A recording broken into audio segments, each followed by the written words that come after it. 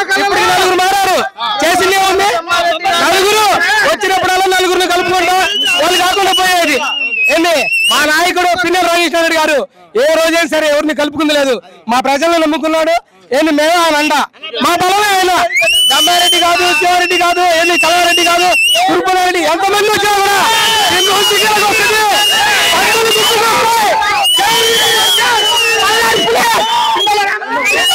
ఇక్కడ మాచల్లో కొట్టాలంటే పిన్నెల్లి వారిని కొట్టింది ఎవరో లేరు. బ్రహ్మారెడ్డి గారు వచ్చిందంటే బ్రహ్మ కళ్ళే గాని పిన్నెల్లి వాళ్ళని కొట్టే వాళ్ళు ఎవరో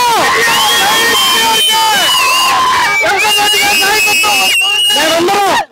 మాకెవరు డబ్బులు గిబ్బులు కాదు, ప్రేమతో అభిమానంతో వచ్చాం. అక్కడ జగనన్నతో, ఇక్కడ పిన్నెల రాజేశ్వరరెడ్డి కోసం ప్రాణాన్ని ఇస్తాం, ఎంతో పోరాడతాం. మేము సచ్చిందాక పిన్నెల రాజేశ్వరరెడ్డి కోసం, పైన జగన్మోహన్ రెడ్డి కోసం చెప్పండి. పవన్ కళ్యాణ్ కానీ సిపిఎం కానీ ఎవరైనా కలపడు. జగన్ 2014 కూడా సింగిల్ గా పోటీ చేశాడు, 2024 కూడా సింగిల్ గా పోటీ చేస్తాడు. వాళ్ళు ఎంతమంది చేతగాక వాళ్ళందరూ కలిసి పిల్లలు అందరూ ఎలా ఉంటారో అలా మా ఒక్క దేవుడిని జగన్మోహన్ రెడ్డి కొట్టుకోవడానికి సింహం ఎప్పుడే ఒక్కడే. 24లో కూడా సీఎం జగన్మోహన్ రెడ్డి. పవన్ కళ్యాణ్ కాదు, ఎవరైనా సరే నారా చంద్రబాబు నాయుడికి ఇప్పుడు కూడా ఏమో తెలిసింది. జగన్మోహన్ రెడ్డి అంటే ఏంటో నారా చంద్రబాబు నాయుడు తెలిసింది. టీడీపీ వాళ్ళు ఈసారి పల్నాడులో టీడీపీ జెండా ఎగిరిద్దని చెప్తున్నారు. ప్రతిసారి చెప్పుకునేదేదో వాళ్ళు ఇలా కొత్త ఉంది,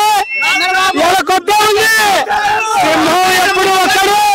పిన్నెల రాజేశ్వరరెడ్డి రాజుగా 2024 అక్కడ ముఖ్యమంత్రి జగన్మోహన్ రెడ్డి అయితే ఇక్కడ మాచర్ల గడ్డ మీద పిన్నెల రాజేశ్వరరెడ్డి 5ఓసారి కలిసి మంత్రి పదవి దక్కించుకుంటాడు. కాసుకోమను సింహం